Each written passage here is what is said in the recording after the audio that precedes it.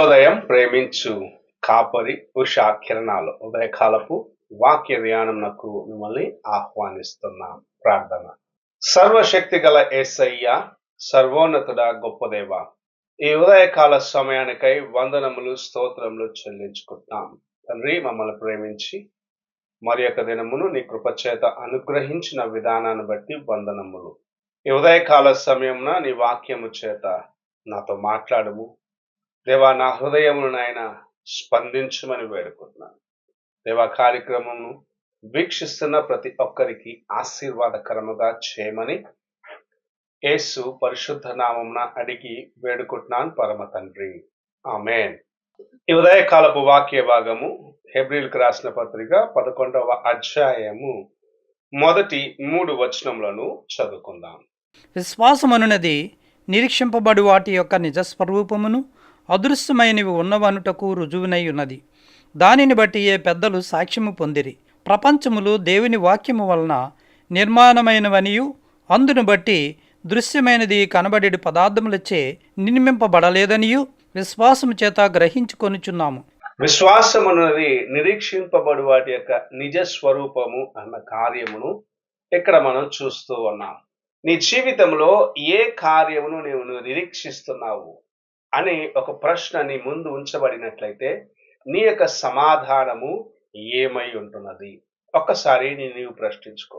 పరిశుద్ధ గ్రంథములో మనము చూసినట్లయితే దేవుని యొక్క సేవకులైన వారు ఆయన రాజ్యము రానై ఉన్నది అని ఎదురు చూసిన వారిగా, దాని కోసము తమ జీవితం అంతా ప్రయాసపడిన వారిగా ఉండటం చూస్తూ ఉన్నాం. తమ యొక్క ప్రయాణము లేక తమ యొక్క జీవిత విధానములో వారు కలిగిన గురి, ఒక్క దినమున దేవుని యొక్క రాజ్యమునకు నేను చేరుకుంటానని.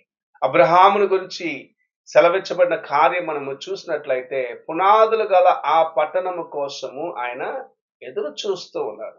దేవుడు దేనికి శిల్పియు నిర్మాణకుడై ఉన్నాడో ఆ పట్టణము కోసం ఎదురు చూసిన వాడిగా ఉన్నాడని దేవుని యొక్క వాక్యము సెలవిస్తూ ఉన్నది. అనగా దేవుని యొక్క రాజ్యము, దేవుని యొక్క పట్టణము ఒకటి ఉన్నది. అక్కడికి నేను చేరుకోవాలి అన్న ఉద్దేశమును మనము చూడగలుగుతూ ఉన్నాం. నీ జీవితంలో కూడా దేవుని యొక్క వాక్యము అనేక సార్లు నీతో మాట్లాడుచు నీ జీవితమును చక్కపరుచుకో అని, నీ జీవితములో నిత్య రాజ్యము అనగా దేవుని యొక్క రాజ్యమున్నది, అక్కడికి నీవు చేరవలసిన వ్యక్తిగా ఉన్నావని నిన్ను హెచ్చరించడం పరిశుద్ధ గ్రంథంలో మనం చూస్తూ ఉన్నాం. మనము ఆ స్వరమునకు లోబడిన వారిగా దేవుని వైపు చూస్తూ నడిచినట్లయితే మన యొక్క ప్రయాణము ఒక్క దినమున ఆయన యొక్క రాజ్యము అనగా నిత్యమైన పరలోక రాజ్యమునకు మనము చేరుకొనగలమని దేవుని యొక్క వాక్యం మనకు నేర్పిస్తుంది. అయితే అనేక సార్లు ఆ నిరీక్షణ లేని వారిగా అల్పకాలపు పాప భోగముల కోసము ప్రయాసపడేవారిగా అనేకులు ఉంటూ తమ యొక్క జీవితములో అమూల్యమైన కార్యములను, అమూల్యమైన దేవుని యొక్క కృపను పోగొట్టుకున్న వారిగా ఉంటున్నారు.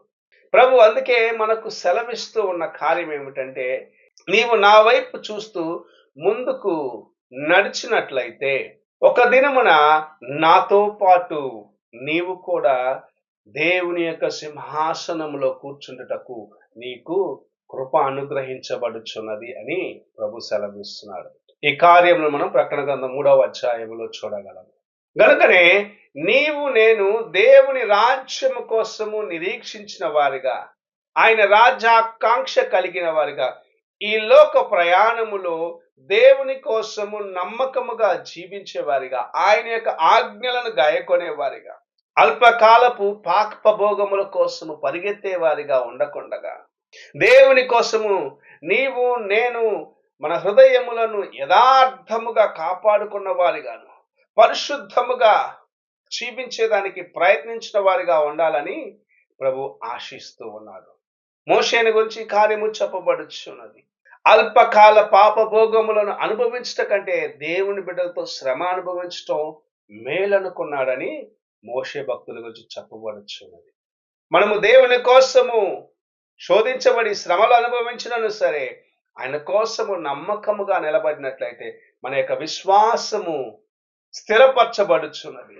మనము దేవుని యొక్క రాజ్యము కోసం నిరీక్షించి ఉన్నాము గనుక ఒక దినము ఆ రాజ్య ప్రవేశము కోసము నీవు నేను సిద్ధపడి ఉన్నదాన్ని బట్టి తప్పక ఆయన రాజ్యంలో చేరుకొనగలము. నీకు నాకు ప్రభు ఈ కృపను అనుగ్రహించి ఉన్నాడు. అందుకే ఆయన యందు నిరీక్షణ ఉంచు, ఆయన యందు విశ్వసించు. ఆయన నిన్ను నిత్య రాజ్యములకు చేర్చేవాడిగా ఉన్నాడని ఆయన యందు నీవు విశ్వసించి ఆయన వైపు చూసి నడిచినట్లయితే ఈ లోక శోధనలు ఎలాంటివైనా సరే, నేను ఎంతగా అవి కృంగదీసేదానికి ప్రయత్నించినను సరే, ప్రభు తన యొక్క కృపచేత నిన్ను బలపరిచి నిన్ను ఆశీర్వదించి తన యొక్క రాజ్యములో చేర్చుకునేదానికి ఆయన సిద్ధముగా ఉన్నాడు. అయితే నీవు ఆయన యందు నమ్మిక కలిగిన వాడిగా ఆయనను విశ్వసించి నడుచుతూ ముందుకు వెళ్ళినట్లయితే దేవుని కార్యములను నీ జీవితంలో పరిపూర్ణముగా అనుభవించగలవు. ప్రార్థన చేసుకుందాం.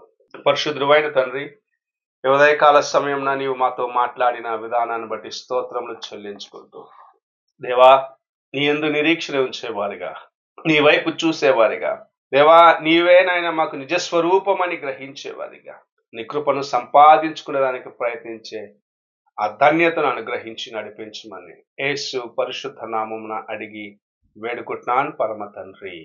ఆమేన్.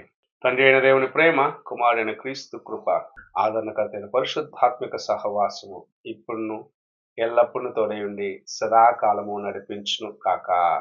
ఆమేన్.